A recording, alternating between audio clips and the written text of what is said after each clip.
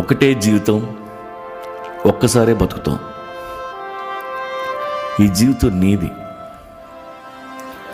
ఎవరు నీ కోసం పుట్టలేదు, నువ్వు ఎవరి కోసం పుట్టలేదు. ఏం చేసినా నీకోసం చెయ్యి, నచ్చిందే చెయ్యి, నీకు నచ్చినట్టే బతుకు. ఇంట్లో వాళ్ళతో జాగ్రత్తగా ఉండు. నవ్వుతూ తీసుకెళ్ళి నదిలోకి తోసేస్తారు. మన బతుకే 3 నాళ్ళ ముచ్చట.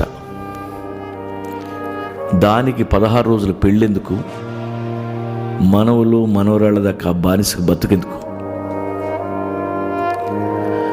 లైఫ్ అంటే నదిలో కొట్టుకుపోవడం కాదు,